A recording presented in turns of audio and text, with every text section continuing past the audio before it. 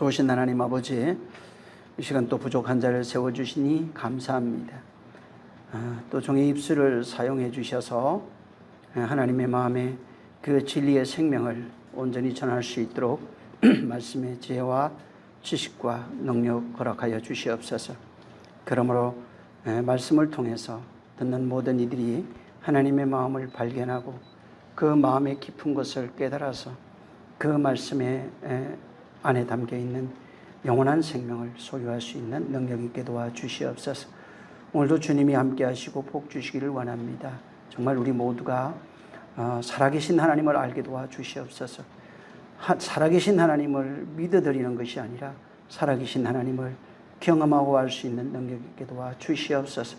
이론과 지식이 아닌 정말 하나님은 사한자의 하나님이라 하신 것을 우리가 알고 내 안에 살아계신 그분이 나와 하나로 있음으로써 우리가 하나 되신 그분을 증거할 수 있는 능력 있게 도와주시옵소서.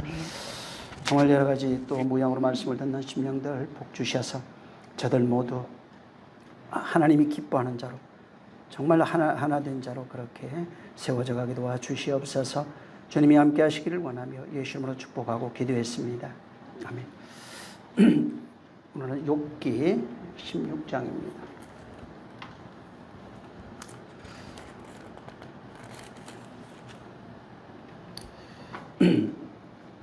7절부터 16절까지 있습니다.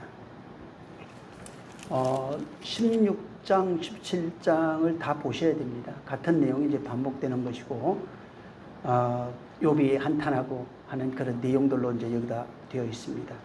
예, 그래서 16장 그 엘리바스가 또 이제 그 엘리바스에 대한 답변, 그 다음에 욥의 어떤 탄식 같은 것들이 16장, 17장에 기록이 되어 있습니다. 한번 요걸, 자, 오늘은 7절부터 16절까지만 시작.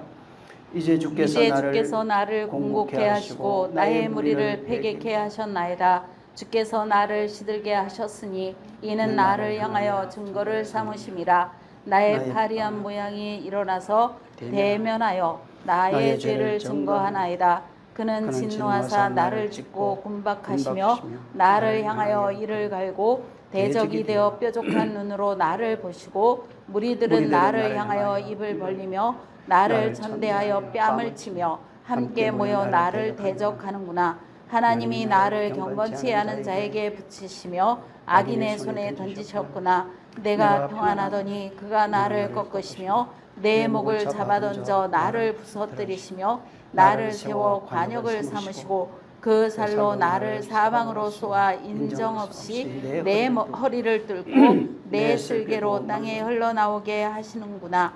그가 나를 꺾고 다시 꺾고 용사같이 내게 달려드시니 내가 굵은 배를 궤에 메어 내 피부에 덮고 내 뿔을 티끌에 더럽혔구나. 내 얼굴은 웃음으로 붉었고 내 눈꺼풀에는 죽음의 그늘이 있구나. 아멘. 아멘.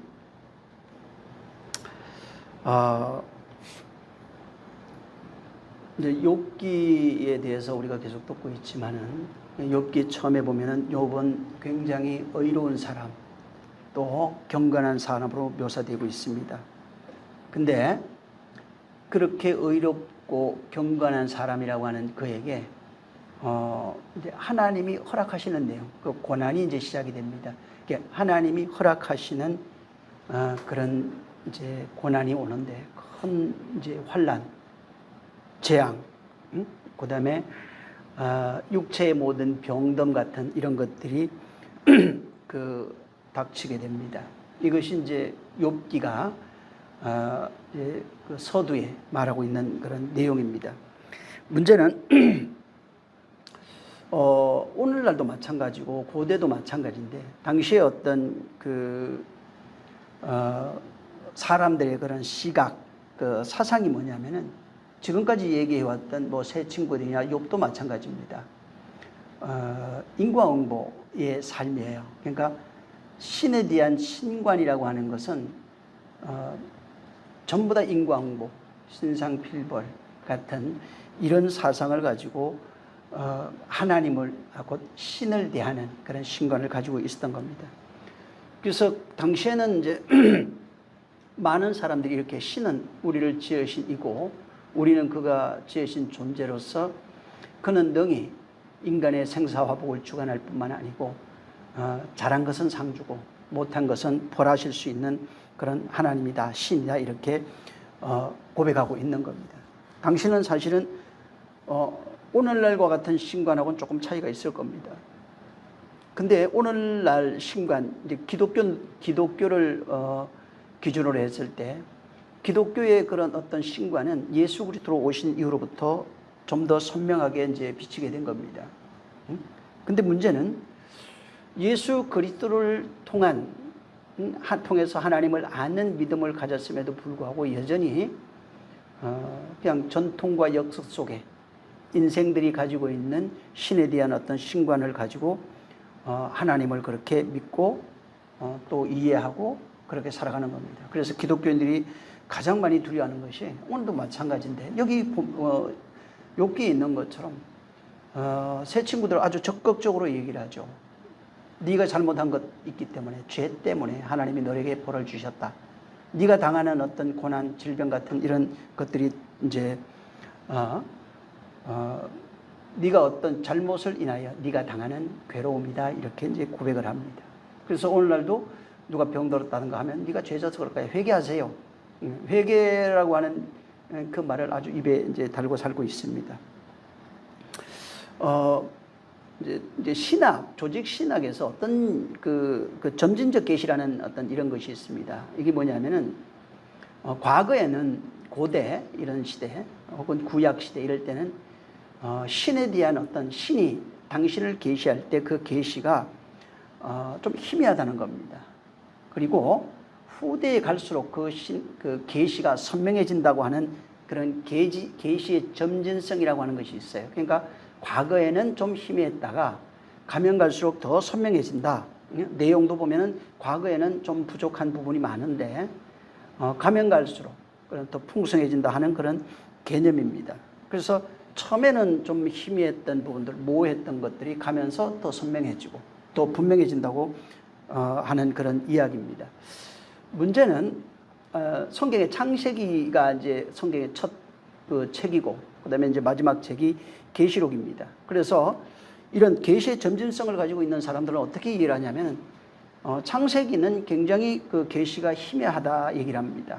근데 계시록에 가면 굉장히 그 계시의 모든 내용이 더 선명해진다고 하는 그런 이야기를 합니다. 근데 이런 그 사상, 이런 그 사상의 신학의 이제 맹점이 뭐냐면은 예수님이 요한복음 5장 39절 40절에 이 성경이 나에 대해서 말한다 이렇게 말했어요. 그러니까 구약에 있는 이 성경, 당시엔 신약이 없습니다. 구약 성경은 나에 대해서 말하고 있고 나를 가르치고 있다. 모세와 선지자뿐만 아니라 율법이 나에 대해서 증거한다 이렇게 말하고 있습니다. 그러니까 이런 관점으로 볼 때 그러면 구약이 분명히 구약인 점진적 계시보다는 구약에서 분명하게 선명하게 모세와 율법 혹은 선지를 통해서 예수 그리스도를 계시하고 있다는 겁니다. 그러니까 성경 자체가 예수 그리스도. 그러니까 창세기도 예수 그리스도, 뭐 말라기도 예수 그리스도, 뭐 신약으로 얘기해도 마태복음부터 뭐 계시록까지 전부 다 예수 그리스도에 관한 이야기를 하고 있다는 겁니다. 그러니까 전부 다 뭐냐면 창세기도 그러면은 그리스도 안에서 발견되는 거예요. 출애굽기, 레위기 뭐 전부 다 민수기, 신명기 뭐 전부 다 모든 성경이 예수 그리스도 안에서 발견되고 있고 예수 그리스도를 조명하고 있는 것이 성경이라고 주님이 직접 말씀하신 거예요. 그래서 그런 측면에서 보면은 점진적 계시라고 하는 것 자체가 좀 뭐 완전히 틀렸다 하긴 그렇지만은 물론 구약 예수 오시기 전과 이후에 계시가 좀 선명해진 건 사실입니다. 그러나 구약 성경에서 혹은 고대 시대에 있던 그런 성경에서 그리스도를 말하지 않는다. 너무 희미하다. 이렇게만 얘기를 한다면은 그리스도를 발견하기가 굉장히 어려워집니다. 성경에 보면은 아담도 있고, 또 가인도 있고, 셋도 있고, 그 다음에 노아도 있고, 여러 가지 또 아브라함도 있고, 이런 사람들이 만약에 계시가 너무 희미해서 그 계시 속에 담겨 있는 예수 그리스도를 발견하지 못한다면은 아브라함이 의로운 자가 될 수가 없고 노아도 의로운 자가 될 수가 없는 겁니다. 근데 노아는 그 계시를 통해서 하나님을 발견했어요. 에녹도 그랬고, 그 다음에 모세도 그랬고, 수없는 사람들이 계속해서, 선지자도 마찬가지입니다. 성경을 썼던 선지자들도 전부 다 하나님을 선명하게 봤고 분명하게 봤고, 그래서 믿음으로 말미암은 자라고 바울도 히브리서 11장에 그렇게 그들의 계보를 써나가고 있는 겁니다. 문제는 구약 시대 혹은 그 고대 시대도 마찬가지인데, 그들이 우리가 볼 때 희미하고 좀 더 지금은 선명하다라고 하는 개념으로 보고 있지만, 사실 그때 당시에 노아는 선명하게 그를 본 겁니다. 그리스도를 봤어요. 그래서 아브라함이 나이대를 보고 즐거워했다고 한 것처럼 아브라함도 그리스도를 선명하게 봤다는 겁니다. 다윗도 그랬고 모세도 그렇고 전부 다 이렇게 선명하게 본 거예요. 그래서 이렇게 우리가 희미하게 봤다고 하는 그 희미한 계시를 통해서 그들은 그 희미한 계시를 가지고 선명하게 봄으로써 구원 얻은 자들의 반열에 들어간 겁니다. 그러니까 희미한 것 때문에 그들이 믿지 못한다고 하는 개념도 틀린 것이고, 희미하기 때문에 그리스도를 발견하지 못한다고 하는 것도 사실은 틀린 것입니다. 반대로 오늘날 보면은 예수 그리스도에 대한 계시가 너무 선명합니다. 예를 들면 2000년 예수 그리스도 오셨다 가신 이후에 복음이 전거됐는데, 이건 역사적 사실이고 실제 많은 사람들이 이것을 보고 경험하고 전거한 내용이에요.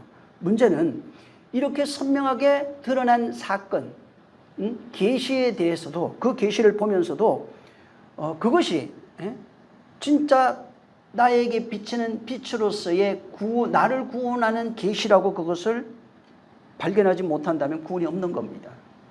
그러니까 희미하고 선명하고 차이가 아니라 예수 그리스도를 보고 그 미래에 오실 그를 보고도 구원받은 사람이 있고 선명하게 자기에 비친 거예요. 오신 예수를 보면서 선명하게 비친 사람은 구원받지만, 그 오신 그분을 직접 눈으로 보고도 사실은 그분을 선명하게 그가 바라는 빛을 보지 못한 사람은 구원이 없다는 말입니다.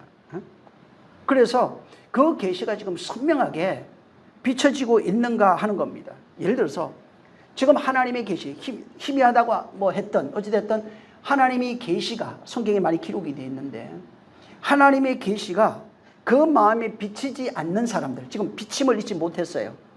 과거나 오늘날도 마찬가지인데, 하나님의 그 계시가 마음의 비침을 얻지 못했다면 하나님을 어떻게 인지하냐면, 여기 욥기에 나오는 세 사람하고 똑같아요. 인과응보의 하나님이에요.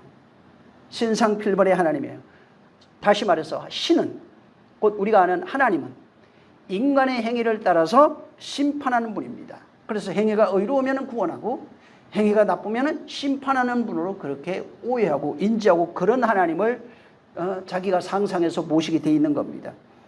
문제는 지금 이렇게 하나님에 대한 그 신관이라고 그러는데, 이 신관을 세 사람이 가지고 있을 뿐만 아니라 이것을 가지고 욥을 책망하고 있는 것이 이 욥기의 내용이고, 뿐만 아니라 욥이 가지고 있는 신관도 이와 똑같은 겁니다.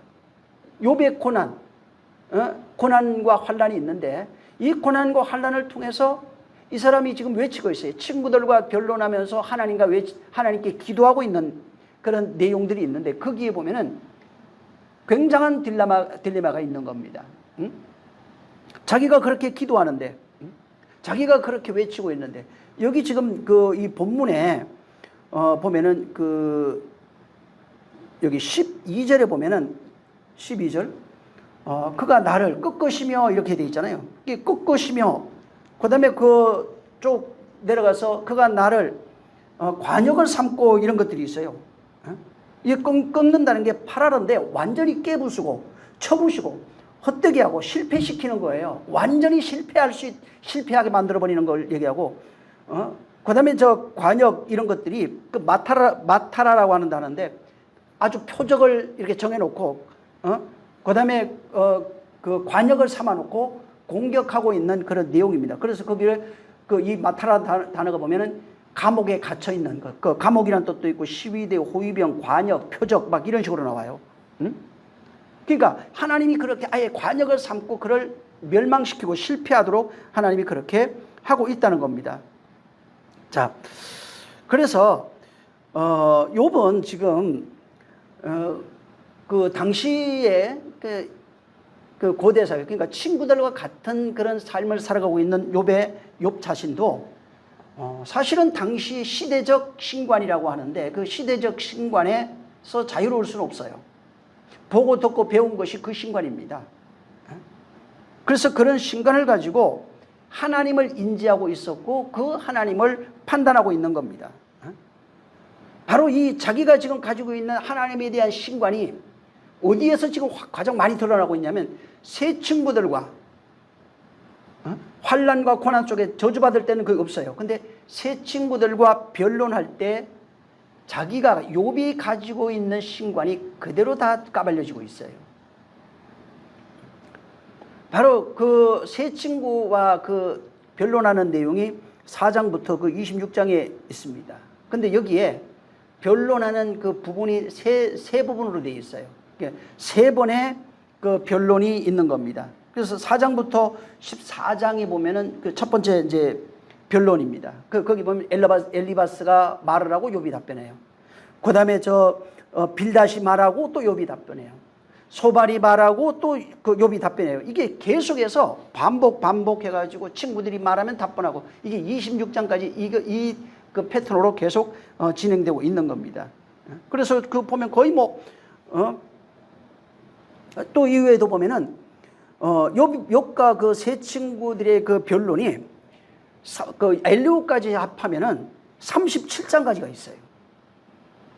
4장부터 37장까지니까 거의 35장 정도 되겠죠. 이 정도 되는 그런 이야기가 여기 그 친구들이 얘기하고 또 그 욥이 변론하고 마지막에 이제 욥의 그 친구들과 세 친구와 변론이 끝난 이후에 엘리후가 이제 등장을 해요. 엘리후가 등장하면서 이제 끝에 그 엘리후가 욥이 말하고 있던 그런 내용들을 정리해 가지고 말하고 있는 그런 내용들로 이제 기록이 되어 있습니다. 사실은 욥을 방문한 친구들은 전부 다 욥을 위로하려고 온 겁니다. 욥을 위로하려고 왔는데 그래서 처음에 네가 죄 때문에 그런 거야. 알지 못하는 죄가 있을 거야. 회개해라. 돌아가라. 전부 다 이런 얘기예요. 네가 참 안쓰럽다. 그런데 얘기하다가 보니까 욥이 변론하는 그런 이야기를 듣고 욥이 자기가 죄가 없다고 끊임없이 주장을 하니까 이제 친구들이 화가 난 겁니다. 그래서 욥은 계속해서 자기의 의로움, 자기의 무죄함을 주장하는 거예요. 근데 이 얘기를 하니까 계속해서 비난하고 저주하는 내용들로 되어 있는 겁니다. 욥이 자기의 의로움과 무죄를 주장할수록 주장하면 주장할수록 더 강력하게 세 친구들은 욥을 강하게 비판하고 있고 저주하고 있고 네가 저주받은 존재다. 아주 대놓고 얘기하기도 하는 겁니다. 자,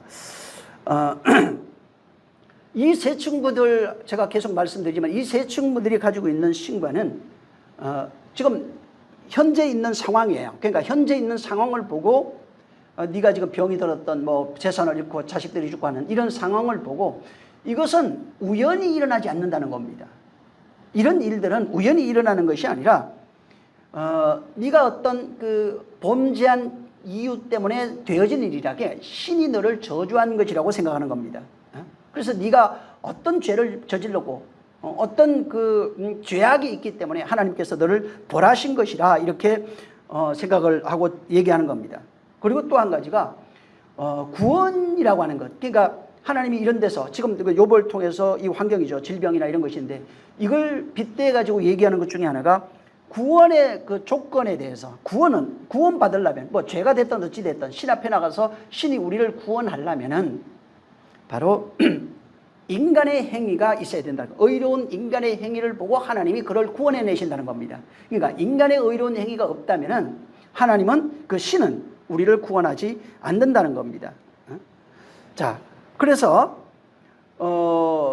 지금 욥의 그런 환난을 이게 보면서 친구들이 생각했던 것은 이 모든 그 어려움, 환난 이런 것들은 분명히 하나님이 그 욥이 범죄한 이유 때문에 그를 저주한 것이고 그리고 하나님이 인간을 구원하는 것은 인간이 회개한 이후에 그 인간의 의로움을 보시고 하나님이 그를 기뻐하시고 구원한다고 하는 그런 그 보편적인 구원관이죠. 그러니까 행위로 말미암아 구원받는 겁니다. 열심히 의로운 행위를 하고 아름다운 그런 삶을 살고 거룩한 삶을 살고 죄 짓지 않는 그런 삶을 사는 그런 그 삶을 살게 되면은 그 신이 그를 기뻐하시고 그를 그 구원해 내신다 하는 그런 내용을 가지고 있어요.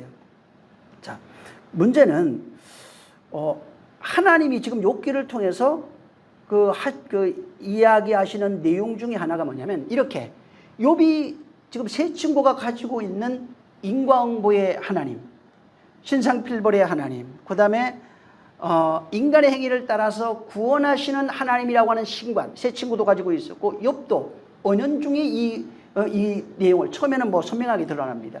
이것을 주장하고 있습니다. 근데 욥의 환난과 고난을 통해서 지금 이 세 친구도 마찬가지인데 이제 욥을 이제 중심으로 보여주는 것이 뭐냐면 욥이 가지고 있던 개념, 신관, 그 하나님은 인과응보의 하나님이다. 근데 이제 여기는 보면은 내가 죄진 것이 없다, 나 무죄하다, 내 죄를 알지 못하겠다 얘기를 합니다. 그럼에도 불구하고 나를 데려가시옵소서. 또 혹은 내 죄가 내 벌이 너무 중하다, 나지 않았더라면 죽었더라면 끊임없이 하나님을 협박하고 하는 그런 내용들로 이제 되어 있는데 하나님이 지금 욥을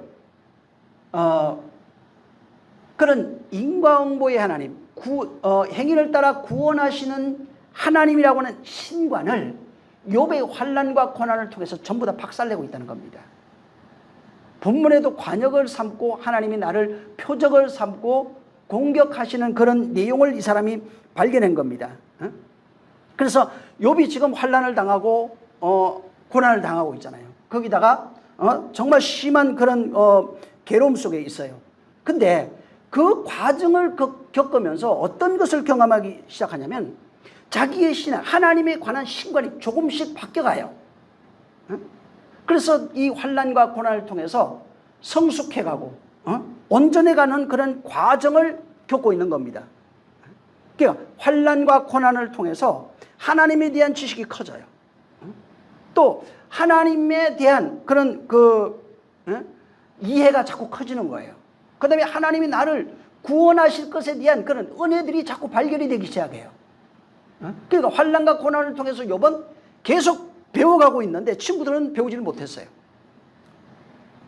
그래서 그 시편 119편 71절에 보면은 고난당하는 것이 내게 유익이라 이로 말미암아 내가 주의 율례들을 배우게 되나이다. 그러니까 지금 욥도 그와 같은 거예요. 욥이 고난을 통해서 뭐를 배우냐면 하나님의 말씀들, 그러니까 하나님을 알아가기 시작하는 거예요.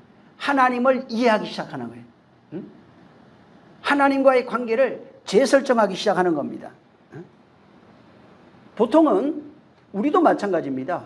이 세 친구도 마찬가지인데 신에 대한 신과는 전부 다 인과응보고 행위를 따라 구원하시는 신입니다. 그래서 잘하면 복주고 못하면 저주받는 이런 신론을 가지고 있는 겁니다.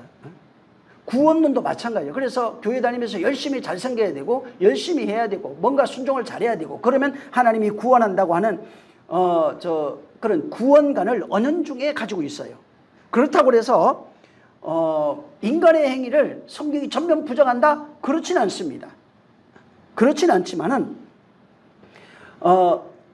구원에 관해서는 인간의 행위가 필요 없는 겁니다. 다만 인간의 행위를 말할 때 어떤 게 변화된 자의 삶이라고 하는 것은 얘기했어요. 하지만 우리가 구원받는 데 있어서 인간의 행위나 의는 조금 더 필요 없는 겁니다.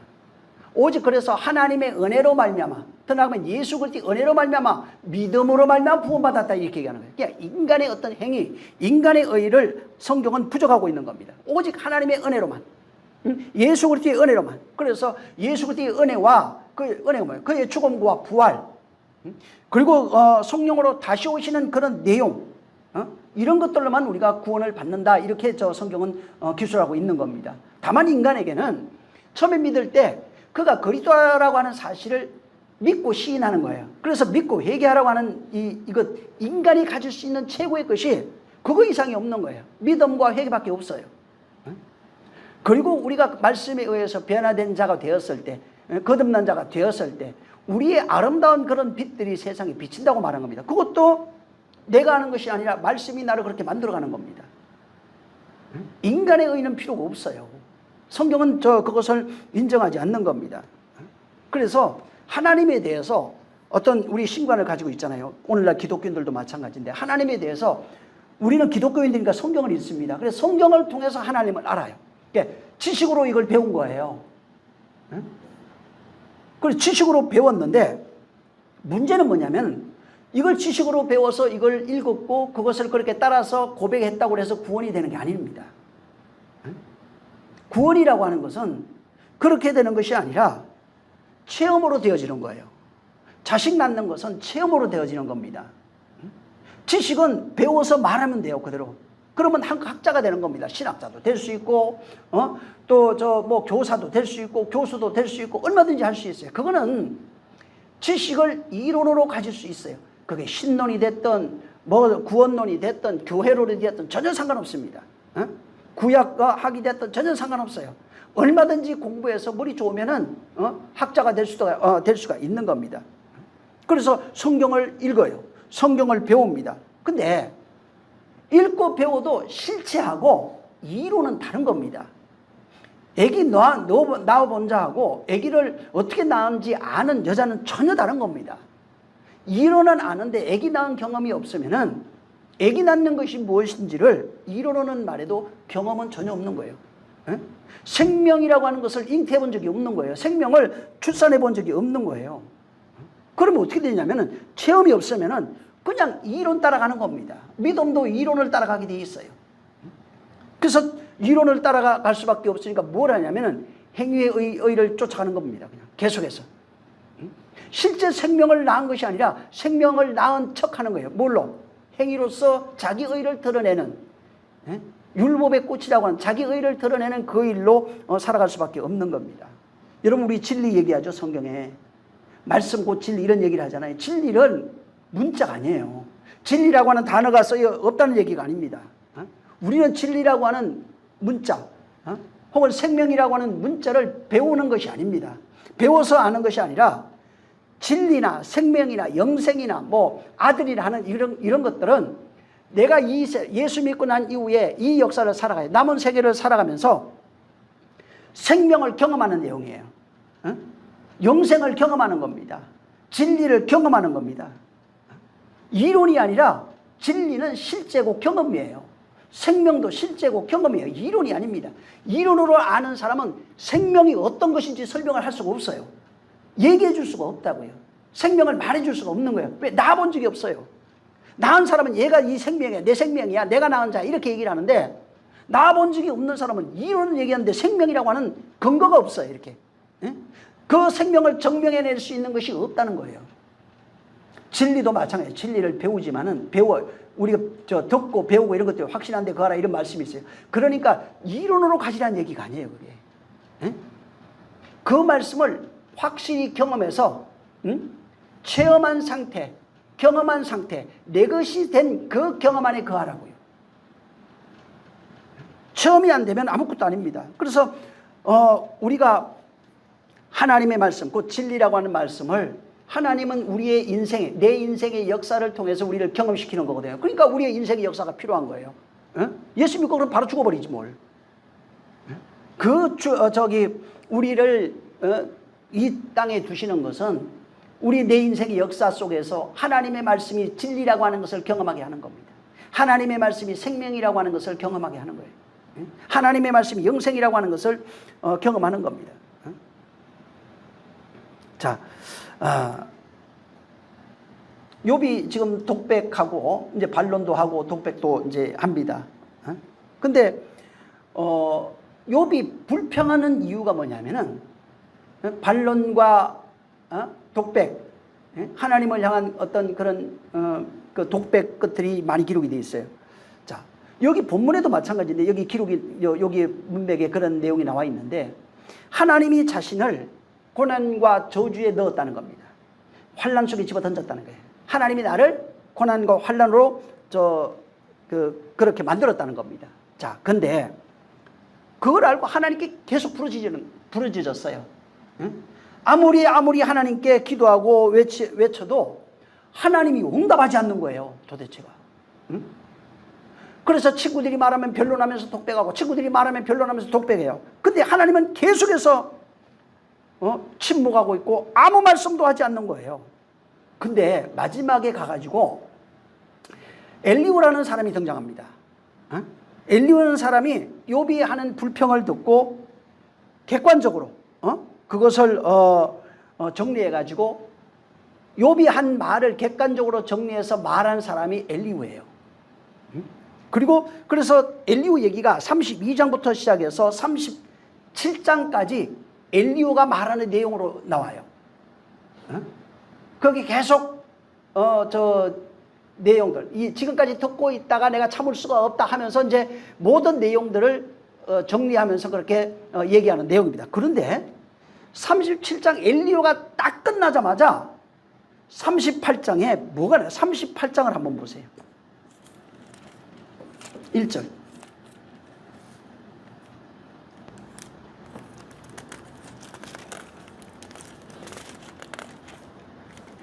자, 시작. 이로 인하여 내 38장 1절. 때에 시작. 때에 여호와께서 여호와께서 폭풍 가운데서 욥에게 말씀하여 가라사대. 엘리후 얘기가 딱 끝나자마자 뭐가 나냐면 여호와께서 폭풍 가운데 임재하셨어요. 욥이 이걸 봤어요. 여호와께서 지금까지 이게 37장까지 아무 막 그렇게 변론하고 막 외치고 그냥 땡깡 부리고 계속해서 외쳤는데 아무 대답 없다가 세 친구의 변론 3번이나 변론했고 이제 엘리후가 그렇게 마지막 정리하면서 얘기했는데 그거 끝나자마자 폭풍 가운데 여호와가 나타났어요. 욥의 입장에서 얼마나 기다렸겠어요. 얼마나 참았던 그런 순간이에요. 근데 하나님이 나타나가지고 지금까지 얘기했던 욥의 이야기가 있어요. 욥이 품었던 의혹이라든가 욥이 궁금했던 거 이야기들은 있는데 이거에 대해서 한마디도 안 해요. 그 다음에 세 친구들에 대한 그런 변론이 있어요. 얘기한 것들이 있어요. 나타났는데 그런 얘기 전혀 안 해요. 아무 언급도 안 해요. 뭐를 얘기하기 시작하냐면은 창조주 하나님으로서의 절대 주권, 절대 위엄 이런 것들을 다시 상기시켜주고 있어요. 그러니까 앞에서 세 친구들하고 얘기했던 내용을 얘기하는 것도 아니고 욥이 그렇게 말하면서 품었던 이야기 그런 거에 대한 욥의 이야기에 대한 어떤 내용을 말하는 것도 아니에요. 그런 것이 아니라 그냥 창조주 하나님으로서 절대 위엄과 절대 주권에 대해서 상기시켰어요. 근데 욥의 반응이 정말 신기한 것은 욥이 그 폭풍 가운데서 임하시고 거기에서 하나님이 말씀하고 있는데 한마디도 거기에 대하여 자기 주장을 말하지 않습니다. 오히려 그냥 엎드려서 주의 말씀을 듣고만 있어요. 내가 주의 말씀을 청종하겠나이다. 그렇게 떠들어대던 사람이, 그렇게 외치던 사람이, 죽여달라고 그렇게 얘기했던 사람이 진짜 하나님이 나타나니까 한마디도 안 해요. 오히려 침묵 속에서 엎드려서 그 말씀을 듣기 시작합니다. 지금까지 얘기했던 이야기들을 말씀하신 것도 아니에요. 친구들의 어떤 이야기를 말한 것도 아닙니다. 그래서 38장 여기 보면 1절부터 이제 쭉해서 40장 2절까지 있는데 전반부가 이제 38장 1절부터 40장 2절이에요. 여기는 보면 뭐가 있냐면 창조주의 그 어떤 그 지혜에 대해서 창조하시는 하나님의 그 어떤 지혜에 대해서 거기에 써놓은 겁니다. 그리고 창조하시는 하나님의 지혜 이렇게 창조하고 하는 내용을 써놓으니까 욥이 입을 막고 잠잠했어요. 그러니까 하나님이 이렇게 창조했다. 창조의 지혜를 말했는데 욥은 한마디도 못하고 잠잠히 입을 다물었다고 나와요. 그 다음에 이제 후반부가 40장 6절에서 41장 34절입니다. 후반부 가면은 계속 창조주 하나님의 어떤 지혜, 그 앞에 위엄과 창조주 하나님의 어떤 절대성, 주권성을 듣고, 그 다음에 창조주 하나님이 하신 그 일들, 창조의 지혜를 듣고 난 이후에 후반부 40장 6절부터 41장 34절에는 욥이 바로 자신의 잘못을 깊이 회개합니다. 자신의 잘못을 깊이 얘기하는 겁니다. 그러니까 무슨 얘기냐? 내가 알지 못하는 것을 말했습니다. 죄인입니다 이런 게 아니에요. 그래서 깊이 얘기하면서 하나님만이 온 세상의 주인입니다. 하나님은 우리의 인간의 모든 일거수일투족을 돌아보시고 지켜보시고 계십니다. 이런 것을 내가 확실하게 알았습니다. 하나님만이 유일한 세상의 주요, 하나님만이 우리를 감찰하시고 지키시고 돌보시는 분이라는 것을 확실하게 깨달았다는 거예요. 하나님의 말씀을 듣고 하나님만이 유일하죠. 전능하신 분이에요. 하나님만이 우리를 돌보시고 지키시는 분이에요. 그래서 그 얘기를 하면서 회개하나이다. 회개가 우리가 죄졌습니다 이 얘기를 하는 것이 아니라 하나님만이 온전한 주입니다. 하나님만이 우리를 지키시고 돌보시고 인도하시고 바로 우리와 함께 하시는 분이라고 하는 사실을 깨닫고 고백하는 거예요. 이러한 하나님이 온전한 주입니다. 하나님만이 우리를 돌보시는 분이라고 하는 하나님에 대한 절대성, 하나님을 깊이 아는 그런 경험을 한 겁니다. 그걸 경험하고 나니까 하나님을 전폭적으로 순종하게 돼 있는 거예요. 그러니까 하나님을 체험하고 나니까 하나님을 순종한다고요. 이론으로 하는 것이 아니고 내가 하나님 알지 못하는 분을 그냥 입으로 이론으로 말하는 것이 아니라 보지 못했던 분, 알지 못했던 분을 내가 만나고 경험하고 체험해서 하나님만이 온 세상의 주인이시고 우리를 지키시고 돌보시는 분이라고 하는 사실을 고백함으로써 알지 못했던 것을 말했습니다 라고 회개하면서 하나님만을, 그분의 말씀만을 전폭적으로 순종하는 회개와 순종, 그분을 아는, 깊이 아는 경험을 하게 되는 겁니다. 그래서 그분을 아는 것이, 그래서 성경에 이제 호세아도 보면은 하나님을 아는 거, 여호와를 알라 힘쓰라고 그랬죠. 여호와를 아는 것이 영생이에요. 알다라는 게 이론이 아니라고. 이론이 아니라 경험입니다. 체험되어지는 거예요.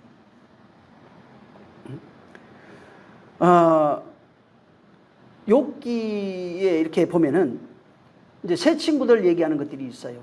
새 친구들이 번갈아 가면서 이제 욥을 책망하고 핀잔을 주고 하는데, 이거보다도 새 친구들이 얘기하는 분량보다 욥이 혼자 독백하는 분량이 훨씬 많아요. 그러니까 알지 못했던 것을 그전에는 계속 얘기한 거예요, 그냥. 그래서 욥기 6장, 7장, 9장, 10장, 12장, 14, 16, 17, 19, 21, 23, 24, 26장부터 31장까지 전부 다 욥이 독백하는 얘기예요. 자기 신세 한탄하면서 괴로운 현실을 한탄하고, 하나님 어째서 나를 돕지 않으니까 나를 죽이시든지 알아서 하십시오. 왜 잠잠히 계십니까? 나를 거두가십시오.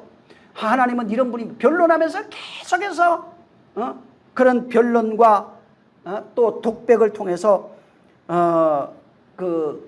자기를 표현하고 있는 겁니다. 문제는 뭐냐면 욥의 독백이 점진적으로 가면 갈수록 그 하나님의 말씀, 하나님에 대한 이해, 하나님에 대한 지식이 계속해서 깊어져 가고 있다는 거예요.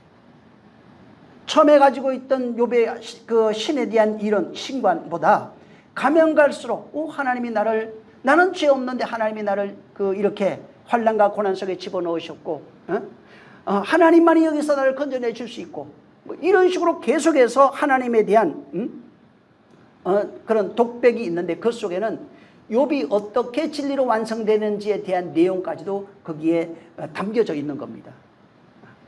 그래서 욥이 점점 성숙해 가는 거예요. 점점 하나님을 알아간다 이 말이에요. 하나님을 아는 그 깊이가 점점 더해지는 겁니다. 쉽게 말해서 욥이, 하나님은 그 욥을 가난하게 만드는 거예요. 욥을 환란에 집어넣어 버린 겁니다. 환란과 고난을 통해서 욥을 가난하게 만드는 거예요. 그래서 환난과 고난을 통해서 가난하게 만들므로써 하나님의 말씀, 곧 진리의 말씀이 욥 안에서 이제 환경도 없어지고 모든 것이 다 파괴됐어요. 이제는 남은 것은 하나님의 말씀밖에 없는 거예요. 그 하나님의 말씀이 욥 안에서 적었던 씨앗이 점점 커지면서 그 안에 확장해 가고 있는 겁니다. 욥으로 만드는 겁니다. 의인으로 만들어가는 겁니다. 그래서 그냥 과거에는 오직 행위로 말미암은 그런 의, 사람들이 율법적 자아로서 아름다운 신앙을 가지고 있는 의인이었지만은, 그러나 독백을 통해서 그런 환난, 고난, 저주, 가난 이런 것을 통해서 그것이 그 환난, 고난, 저주가 하나님이 나를 공격한 거야.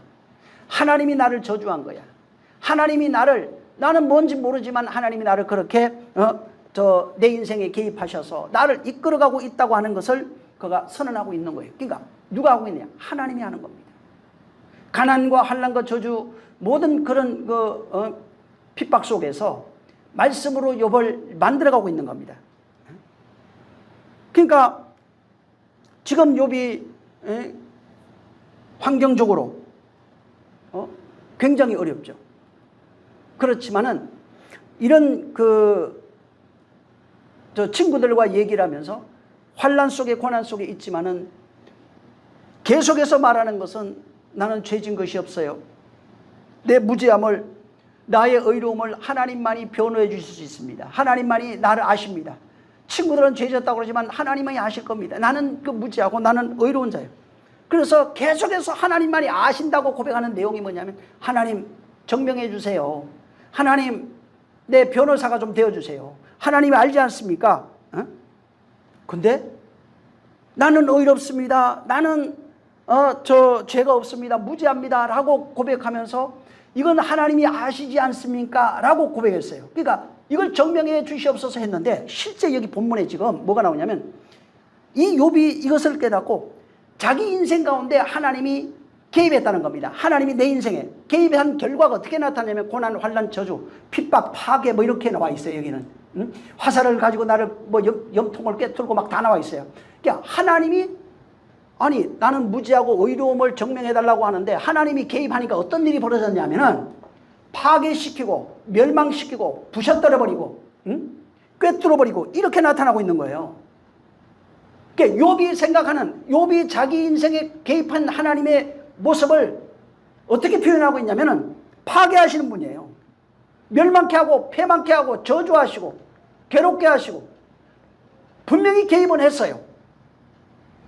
나의 무죄함과 의로움을 증명해 주시옵소서, 아시지 않습니까? 라고 얘기를 했는데 독백을 했어요. 근데 하나님이 욥의 인생에 개입한 결과는 어떻게 되어 있냐면은 파괴하고 멸망시키고.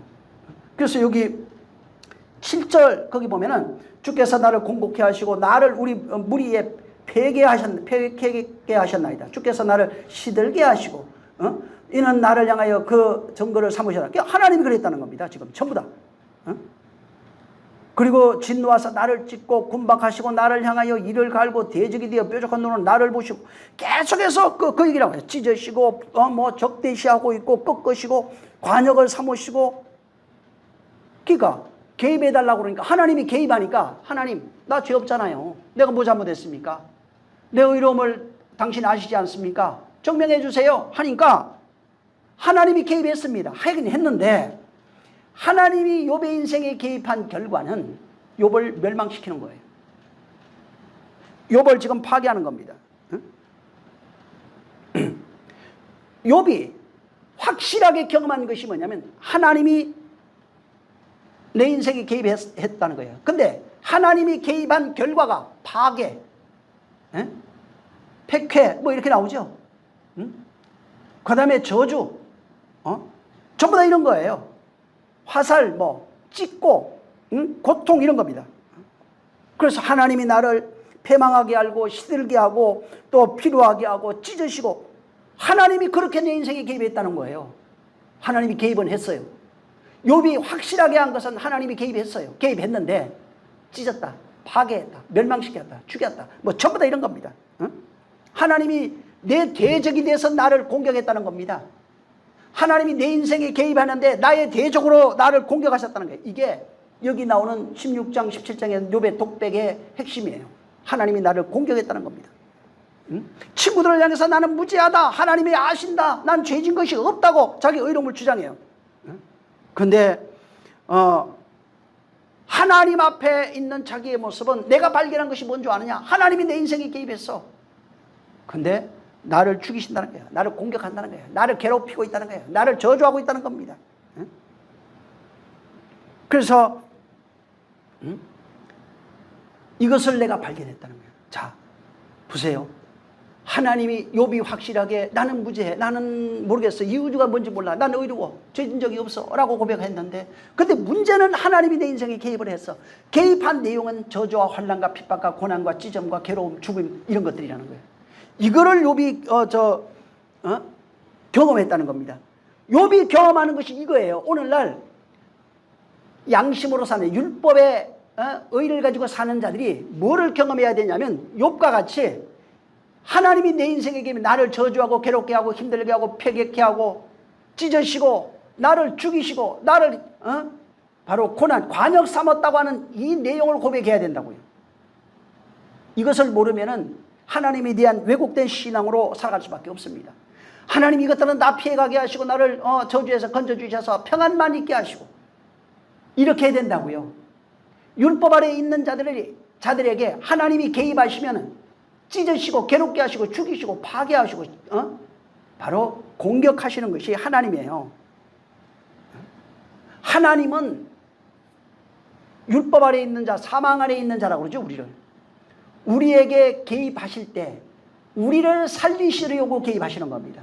그가 우리를 살리시려면은 뱀으로 살고 있는 자, 마귀와 사단으로 살고 있는 자, 용으로 살고 있는 자를 파괴시켜야 돼요.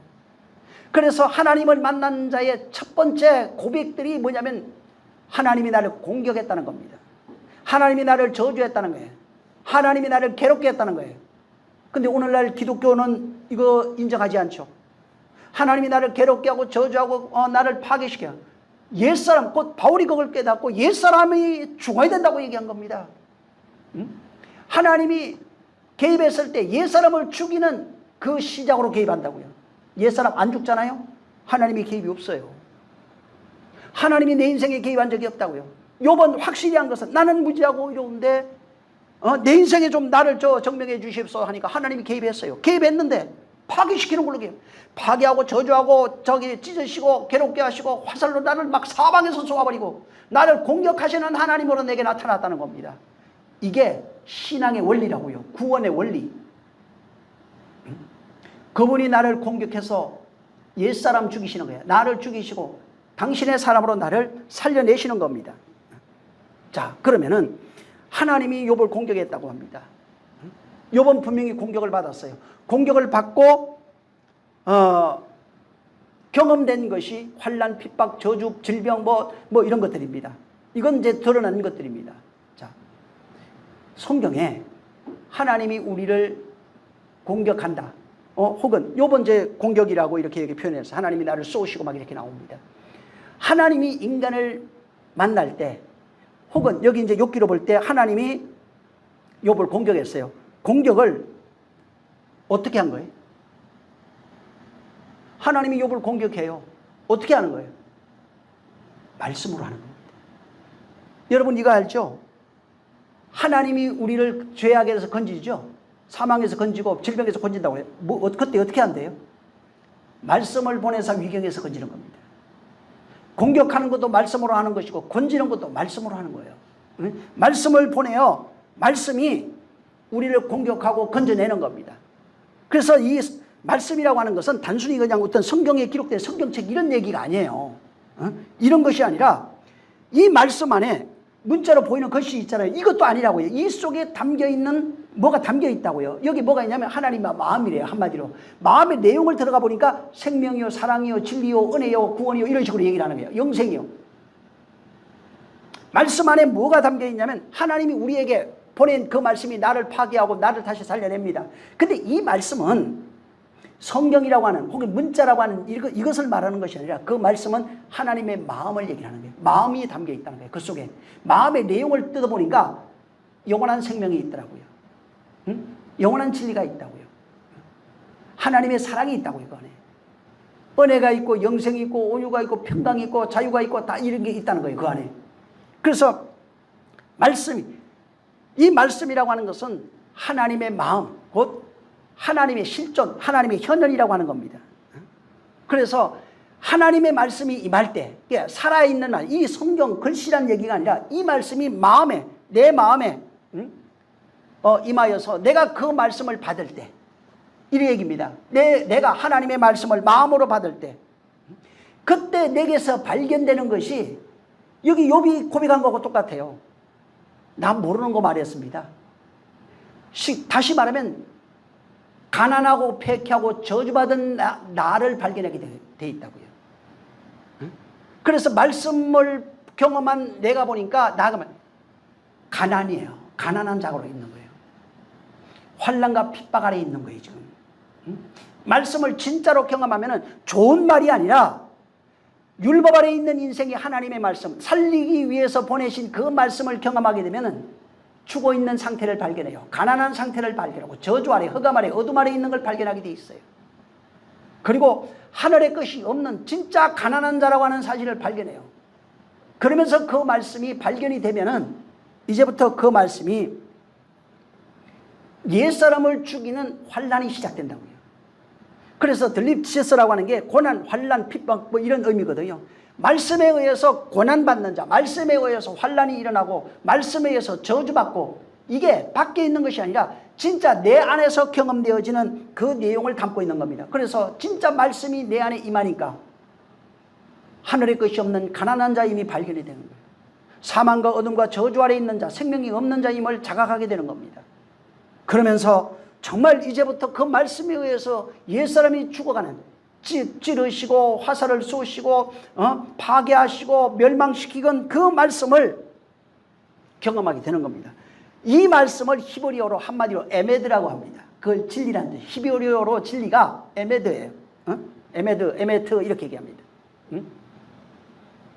근데 이 에메트 곧 이 말씀 곧 진리라고 하는 이거는 바로 하나님이 우리를 살리기 위해서 하나님의 생명을 우리에게 보내준 것을 진리라고 해요. 그래서 에메트 단어 자체가 들어가 보면은 그 의미가 신실하다, 뭐 신실, 성실, 인자, 진실 이런 식으로 나와 있어. 참 뭐 이런 걸로 돼 있어요. 이런 것들이 전부 다 뭐냐면 하나님의 속성, 영원한 속성, 당신의 절대적 속성을 표현할 때 쓰는 단어들입니다. 그분만 갖고 있는 거예요. 우리는 진실이 없어요. 우리는 사망이에요. 거짓밖에 없어요. 그분은만이 생명이에요. 우리는 그래서 생명이 없으니까 저주 아래 있는 자, 사망 아래 있는 자가 되는 겁니다. 그래서 그 말씀을 우리에게 줌으로써 바로 진짜 나라고 하는 사망 아래 있는 나의 현실을 자각하게 돼 있고, 그리고 진짜 그 말씀을 받은 상태가 되면은 그때부터 말씀에 의해서 파괴하고 다시 세우는 그 일들이 일어나는 겁니다. 여러분 이 에메트라고 하는 단어가 이제 파자해 보면 거기 알레프, mem타우 이런 단어가 있어요. 이 세 단어가 이제 합쳐져 있는 건데 이게 그냥 그 단어 자체는 뭐 알레프 그건 하나님이에요. 하나님을 얘기를 하고 그다음에 하나님 혹은 뭐 배움도 있고 뭐 이런 것들이 있어요. 신 이런 뜻이 있어요. 그 알레프가. 그다음에 이제 mem은 뭐 우리가 잘 아는 물입니다. 타우는 이제 히브리어 마지막 끝자인데 십자가, 나무 뭐 이런 의미를 갖고 있어요. 이게 뭐냐면 십자가 언약으로 완성된다는 뜻이에요. 십자가 언약, 그 언약으로 완성하다 이런 겁니다. 그래서 이 그대로 진리란 말을 그냥 에메드란 말을 그냥 문자 그대로 읽어버리면 어떻게 되면은 그냥 그대로 보면 하나님, 언약, 물 이거예요. 하나님, 언약, 물 이게 에메트예요. 하나님, 언약, 물. 그러니까 에메트 안에는 하나님과 언약, 물이라고 하는 것이 그 안에 내포되어 있는 겁니다. 하나님 무슨 얘기냐면 하나님이 물이라는 언약이에요. 물이라는 언약을 가지고 하나님이 일하신다는 겁니다. 무슨 일을 하냐면은 물이라고 하는 그 언약으로 하나님이 일하시는데 우리를 구원하시는 그 일을 하신다는 겁니다. 우리를 다시 살려내시는 그 일을 하신다는 겁니다. 다시 산다는 것은 쉽게 말하면 당신의 아들 만드는 그 일을 하신다고요. 당신과 하나로 만드시는 그 일을 한다는 겁니다. 그래서 하나님은 언약의 물로 일하시는 분이에요. 언약의 물로. 그래서 그 언약의 물로 일하시는데 어디에서? 십자가라는 것을 통해서 완성하신다 이 말이에요. 여러분 그 창세기 나오죠. 계시록까지, 창세기부터 계시록까지 물 얘기예요. 창세기 1장에 언약의 물이 나와요. 윗물과 아랫물 시작하면서 언약의 물이 나와요. 그걸로 시작해요. 그 다음에 계시록에 가면은 22장에 가면 그 물로 완성이 돼요. 그래서 창세기 1장 6절에 보면은 물 가운데 궁창이 있어 물과 물로 나뉘게 하라 나오죠. 그 다음에 궁창을 만드는데 궁창 아래 물과 궁창 위에 물로 나뉘게 하라.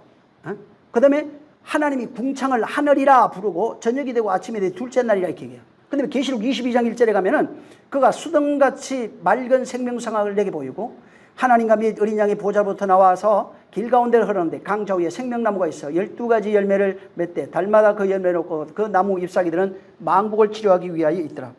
그러니까 창세기 1장에 물로 시작해요. 언약의 물로 시작해가지고 그 물이 완성된 모습이 생명수강이에요. 언약의 물이 생명수강으로 완성된 모습으로 나타난 겁니다. 그래서 하나님이 여기 저 1장 6절에 물로 만드시는데 물과 물 사이에 나뉘라는 거예요. 물 가운데 나뉘어가지고 궁창이 생기라는 겁니다. 그래서 보면 궁창 위에 물이 있고 궁창 아래 물로 나눠져요. 궁창 위에 물과 궁창 아래 물로 나눠져요. 근데 물이라고 하는 것이 하나의 특징이 뭐냐면 반사시키는 그런 특징이 있어요. 거울처럼. 물은 그럼 반사시켜요. 근데 여기 나눠졌을 때 어떻게 되냐면 위에 물과 아래 물로 나눠져 있어요. 위에 물과 아래 물이 궁창을 사이에 두고 서로 마주보고 있는 어떤 그런 그림이에요. 자, 근데 하늘로 표현되어 있는 그 궁창 위 하늘이라고 하는 걸로 되어 있죠. 거기에는 전부 다 하나님께 속한 그 특성들로 되어 있어요. 하늘이 됐던 거기에 있는 온전함, 진리, 생명, 영생, 영원 이런 것들은 전부 다 궁창 위의 속성들이에요. 그러니까 궁창 위의 것들이 있는 겁니다. 그 궁창 위에 있는 것이 땅으로 비치는 겁니다. 그러니까 만약에 하나님의 궁창 위에 있는 것이 거룩함이에요. 그럼 땅에 거룩함이 비친 거예요. 땅이 거룩이 돼야 돼요. 땅이 거룩이 되면은 반사되는 거예요. 자, 하늘에 생명이 있어요. 자, 생명이 땅에는 없다고 그러잖아요. 그래서 둘이 마주보고 있는데 이 하늘에 있는 생명이 땅으로 비쳤어요. 그러면 생명이 땅에서 반사돼요. 그러면 생명이 되는 거예요. 하늘에 참 빛이 있다고 그래요. 그럼 그 빛이 땅에는 없어요. 세상은 어둠이라고 그러잖아요. 근데 그 빛이 세상에 비치면은 세상이 그 빛이 됐을 때 그 빛이 바로 반사되는 겁니다. 그래서 이렇게 하늘에 있는 것에 모형으로 만들어 놓은 것이 땅에 있는 물이에요. 땅에 있는 물. 그래서 땅에 있는 그 물이라고 하는 것, 궁창 아래 물 이렇게 되어 있잖아요. 이건 전부 다 하늘의 것을 담기 위해서 나타내는 반대편에, 건너편에 그림자와 모형으로 만들어 놓은 겁니다. 실상은 하늘에 있는 것이라고요. 물이라고 하는 단어가 히브리어로 보면은 그 마임이라고 합니다. 마임. 자, 그 물이 하늘에 물이 궁창 위에 있을 때 궁창을 중심으로 위에 있으면은 하늘이라고 합니다. 하늘 궁창 이렇게 얘기해요. 그러니까 하늘에 궁창 위에 물이 있는 그 물을 하늘이라고 한다고요. 하늘의 물이 하늘이라고요. 땅에 있는 물이 그 땅에 궁창 아래에 있으면 땅이라고 한다고요. 땅은 물이 땅에 있으면 땅이에요. 물이 하늘에 있으면 궁창 위에 있으면 바로 하늘이라고 한다고요. 그래서 이 개념을 그 샤마임이라고 하는 단어가 이제 하늘인데 그 히브리어 하늘이거든요. 전에도 제가 이 말씀을 드렸는데 이 샤마임은 거기에 물이 있다 이런 뜻입니다. 근데 물이라고 하는 건 성경에 전부 다 말씀으로 돼 있어요. 말씀. 그리고 그 물이 흘러가는 개념으로 많이 설명을 했어요. 그 말씀이 흘러가는 겁니다. 자, 말씀을 예수님이 오셔서 진리라고 그랬어요. 진리가 흘러간다는 겁니다. 당신에게 가져오신 아버지에서 당신에게서 우리에게로 흘러가는 것이 바로 진리예요. 이렇게 자 샤마임이 거기에 물이 있다 이런 거라고 그랬잖아요. 거기 하늘이라고 하는 단어가 샤마임이라고요. 하늘이라고 하는 단어가 샤마임이에요. 다시 말하면 물이 있는 곳이 하늘이라고요. 말씀이 있는 곳이 하늘이라고요. 진리가 있는 곳을 하늘이라고 한다고요. 궁창 위에는 진리예요. 생명이요. 영생이에요. 그 물이 땅으로 흘렀어요. 흘러와가지고 우리 안에 그 물이 있으면은 다시 말해서 물이라고 표현된 말씀, 진리, 생명, 영생 이런 것도 있죠. 그 말씀이 우리 안에 있으면 우리가 하늘이라고 이제.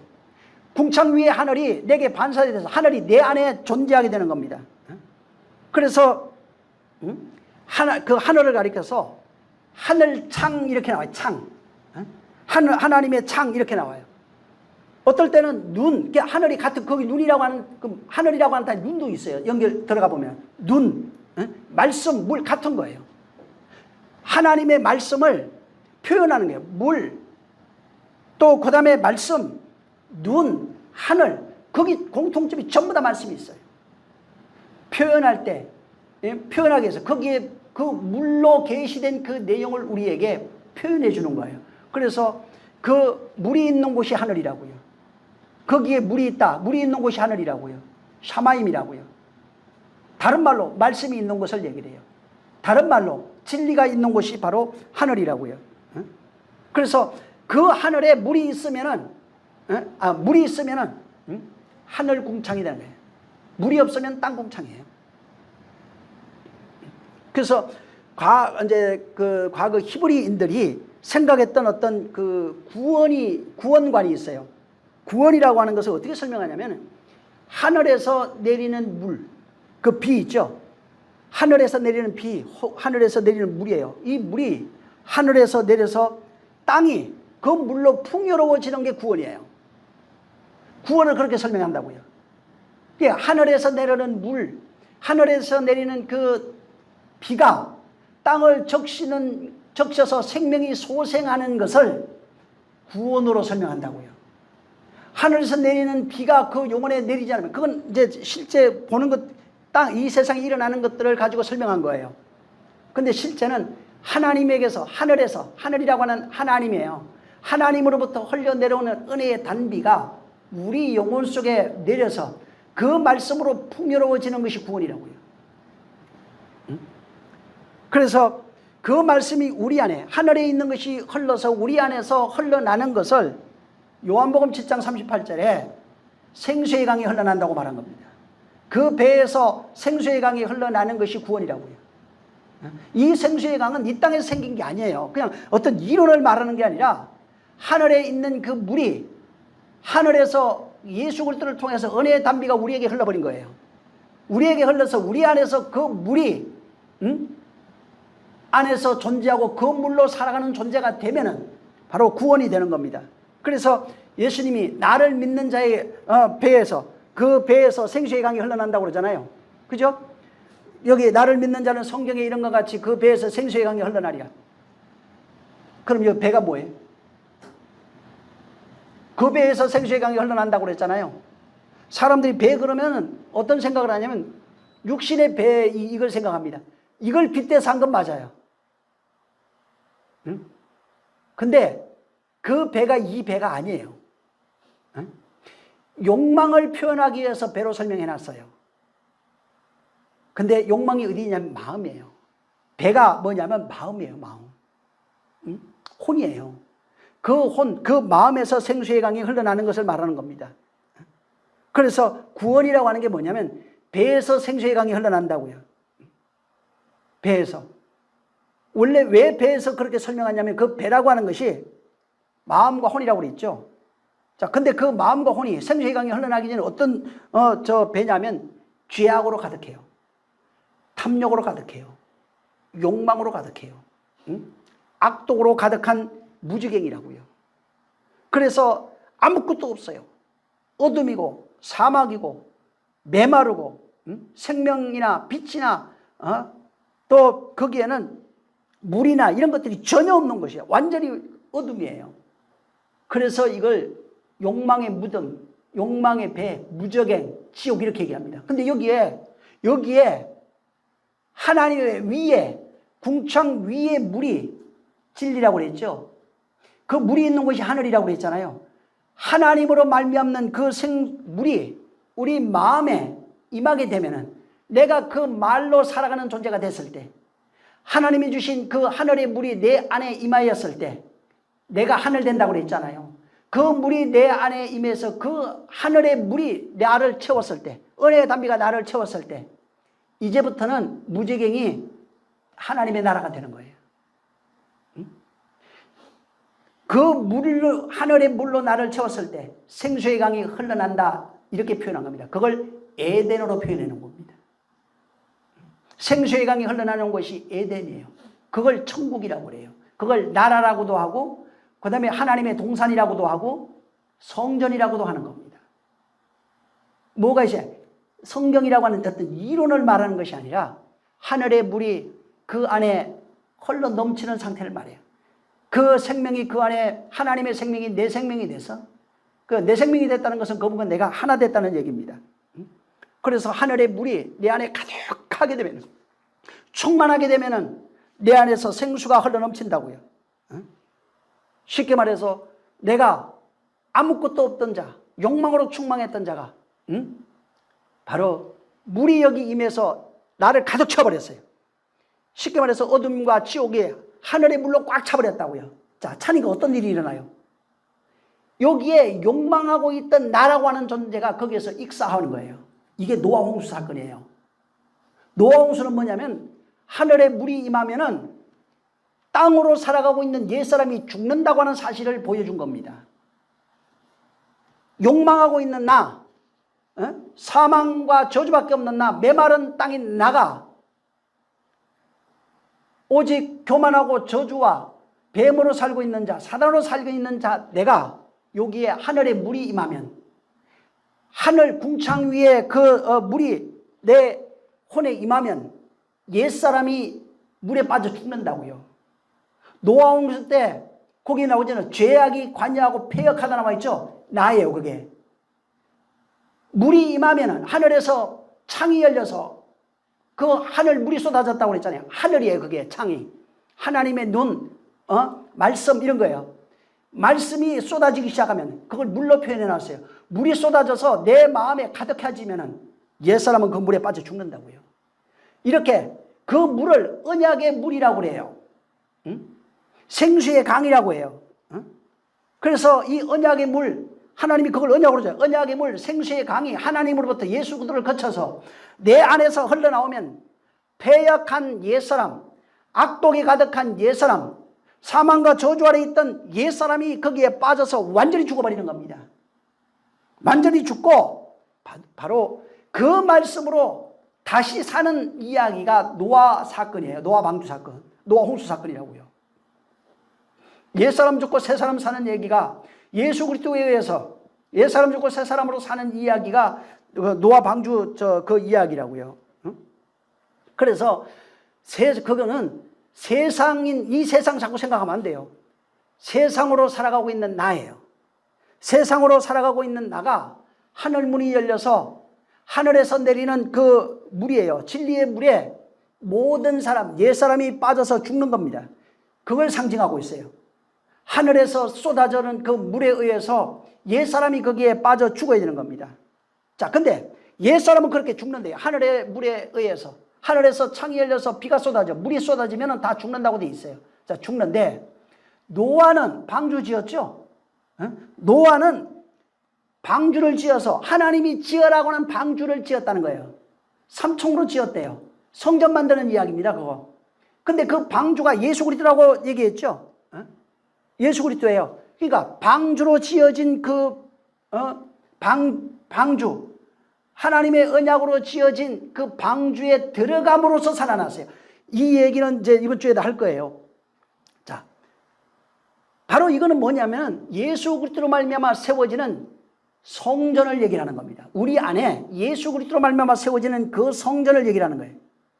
그 성전이 내 안에서 지어지지 않으면 언약이에요. 언약의 방주인데 언약으로 말미암아 예수 그리스도로 말미암아 내가 성전으로 지어지지 않으면 죽어요. 모든 사람이 성전 짓는 이야기가 방주 이야기예요. 물이 쏟아져서 옛사람이 죽고 어떻게 죽냐면 언약의 물이 쏟아진다는 거예요. 언약의 물이 쏟아져서 죽는데 죽으면서 죽는 거예요. 근데 그때 하나님의 언약으로 말미암는 방주가 예비되어 있다고요. 그게 뭐냐면 말씀으로 지어지는 성전이에요. 말씀으로 지어지는 언약의 그 성전이에요. 그게 어디에 지어지고 있느냐. 자꾸 저 몸 밖에 저기 산에 이렇게 생각하지 말고 율법의 산으로 살고 있는 나의 존재입니다. 내 안에 그 예수 그리스도의 성전이 세워지는 이야기입니다. 그래서 말씀이 물이 내려올 때 율법으로 살아가고 있는 자는 다 죽는다. 예언이 거기에 담겨 있는 겁니다. 율법으로 살아가는 자는 모든 사람이 죽는다. 근데 사는 사람이 있다. 어떤 사람이 사느냐면 성전된 자, 곧 방주 지은 자, 예수 그리스도와 하나 된 자. 그러니까 방주가 예수 그리스도를 얘기를 하죠. 그 안에 방주를 짓고 들어가는 자라는 얘기예요. 다시 말해서 성전 짓고 하나님과 하나로 있는 자를 얘기를 하는 겁니다. 하나님과 하나 된 자는 살아난다는 겁니다. 사람들이 오해하는 것이 뭐냐면 노아 방주 다 알거든요. 노아 홍수 사건을 다 아는데 뭐라고 생각하냐면 하나님은 자기를 안 믿는 사람을 다 죽이시고 그 중에서도 선택받은 사람 몇 명만 8가족이라고 그랬잖아요. 선택받은 사람 몇 명만 구원하는 사건으로 생각하는 겁니다. 그게 아니에요. 안 믿는 자 다 죽인다는 얘기가 아니에요.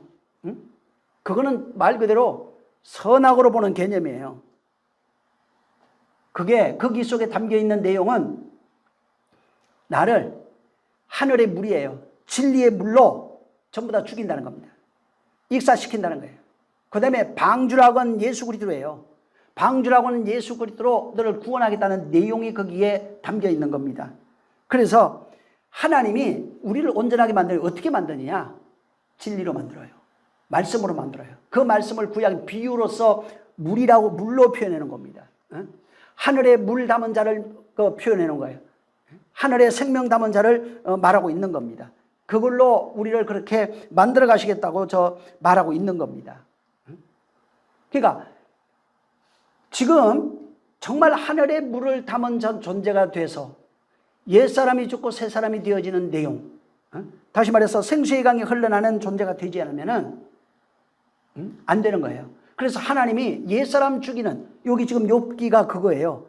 나를 파괴시키고 멸망시키고 나를 바로 괴롭게 하시고 있다는 겁니다. 나를 관역 삼았다는 거예요. 누가 하느냐? 하나님이 한다는 거예요.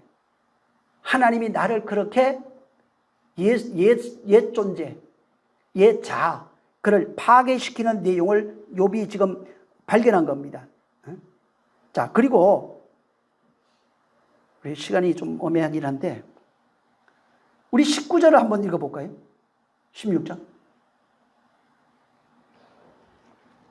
시작.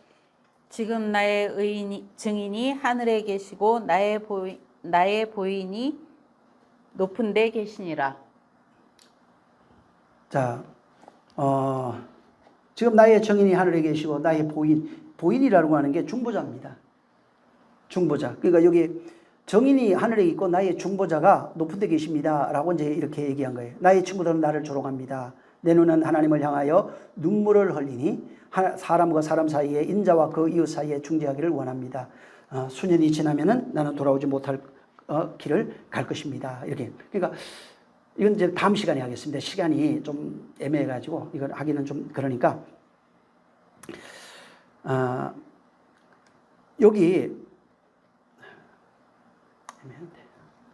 자, 욥이 지금 불평하거든요. 불만, 절망 가운데 있습니다. 근데 하나님이 나의 중보자라는 거예요. 정말 하나님은 나의 중보자라고 하는 그거에 대한 믿음이 분명합니다. 물론 하나님이 나를 공격해서 나를 패망시키고 저주하시고 괴롭게 하시고 나를 죽이시는 분이라는 것을 알고 있어요. 근데 19절부터 21절에 있는 내용은 뭐냐면 하나님이 내 정인이 될 것입니다. 그분은 하늘에 계시고 나의 중보자가 될 것입니다 라고 고백하는 겁니다. 하나님이 하늘에 중보자로 계시다는 거예요. 나는 그분을 향해서 눈물을 흘리고 눈물 나오잖아요. 이게 그분을 향해서 눈물을 흘리고 이게 눈물이 그 하늘의 물이에요. 눈이라는 게 그 하늘 이런 의미가 있어요. 물이라고 하는 것도 마찬가지 말씀이에요. 쉽게 말해서 진리의 말씀이 흘러내리다 이런 뜻입니다. 내게서 진리의 말씀이 흘러내린다 하는 이 내용을 그분이 하늘에 계시고 이제 그분으로 말미암아 내가 중보자가 되시는데 그가 중보자가 되시면은 여기는 지금 그 괴로워서 눈물 흘리는 것처럼 이렇게 표현이 되어 있어요. 뭐냐면 그분이 중보자가 됐을 때 진짜 눈물이 흘러요. 하늘에 물이 흐르는 자로 서 있을 수 있습니다 라고 하는 고백을 하는 겁니다. 그러니까 하나님이 내게 그 진리의 물을 건네주시면 그 말씀을 내게 건네주시면 그 말씀을 건네받은 자 그 속에서 그는 하늘이 된다는 겁니다. 눈이에요. 그래서 눈물인데 하늘에서 물이 흐르다 이런 얘기입니다. 물이 그 하늘에서 흘러나오는 그런 이야기로 되어 있는 겁니다. 그래서 실제는 그 욥은 인생 속에서 눈물을 흘렸을 거 아니에요. 진짜 괴로워서 눈물을 흘렸겠지만 이게 어떤 생고생의 눈물 그런 의미, 그러니까 그건 실제 경험한 이야기고 그것을 표현하고 싶은 것이 아니라 진리의 말씀에 의해서 내가 죽고 옛사람이 죽고 그 말씀에 의해서 다시 살아나는 옛성전이 파괴되고 새 성전으로 거듭나는 생명의 눈물이 흐른다고 하는 내용을 그 암시적으로 여기에다가 집어넣는 거예요.